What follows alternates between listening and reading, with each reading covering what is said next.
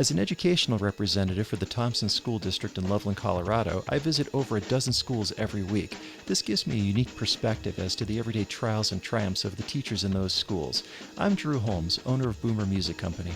Come with me as I show you the view from the road.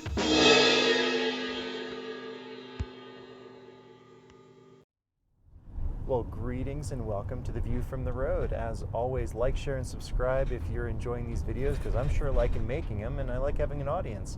So this week here out on the road in Thompson School District in Loveland, Colorado, there's a couple of different things that are going on. One common theme that I'm hearing from teachers is trying to figure out how to maintain the fleet of school instruments, repairing them. This happens, with homes, for example. When you have a home, deferred maintenance, you get by, it's like, oh, well, this one doesn't need to be done, I've got higher priorities, and then stuff falls into major disrepair, and then you start looking at replacement rather than repair. And I don't have the answers to this. I mean, a few teachers are talking about trying to get in a regular rotation, like, this year we send in the woodwinds, next year we'll send in the brass, that kind of thing. But it's tricky. You're stretching finite dollars into multiple different projects, and the highest priority is trying to keep instruments in the hands of kids. And I don't know the answer to it, but I'm glad that we're having the conversation, because I think there is a solution to be had. But the question is, how do you budget for that? How do you plan for that? And the good news of what's causing part of this problem is programs are growing, and kids need instruments. And so the fact that there's more participation in the activity, because this is not an elitist activity. Anyone can do this. Anyone can make music and learn to love music, and that's really what the goal is with all of this. But they need the materials to do that. So that's going to be an ongoing conversation of maintenance of instruments and how do you keep them going. The other thing that's going on, and this is a very exciting thing, is that the Larimer County mask mandate is set to expire on Saturday. And what that means is that will no longer be required in indoor spaces to be wearing masks, which, yay. I mean, that's going to be a very happy thing. I want to see everyone's smiles again.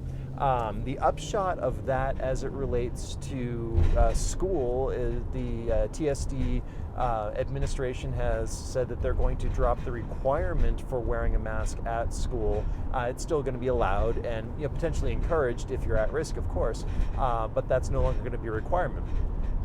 But, and this is a huge but, as far as music making goes, specifically band, because you're putting your mouth on things and blowing stuff into the air, it's still up in the air as to whether or not for band class it's going to be necessary to continue wearing a mask. The current word on the street, and this is Tuesday afternoon right now that I'm recording this, is that if one kid in the class is found to be positive, then the whole class is going to end up having to quarantine.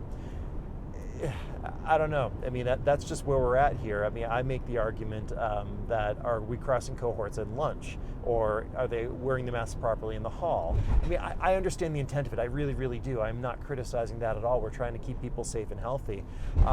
But is band class the cause of the problem? And again, I don't know the answer to that. But that's really exciting news. As a parent with a kid in the district, I'm very excited for the ability to have him see his classmates, see his teachers, really interact with people on that most basic human level. And I'm glad that we're in person and we're making music. I mean, I always talk about real choices. If the choice is to wear a mask in band class or not have band class, that's an easy choice. You wear the mask, you do the thing, and because the other option is to not be there, to not do it. And that, at this point, to me, is unacceptable, because we've been pulling back from this stuff too much and for too long, and getting back into it and doing it in person is where it's at, and that's where we need to be.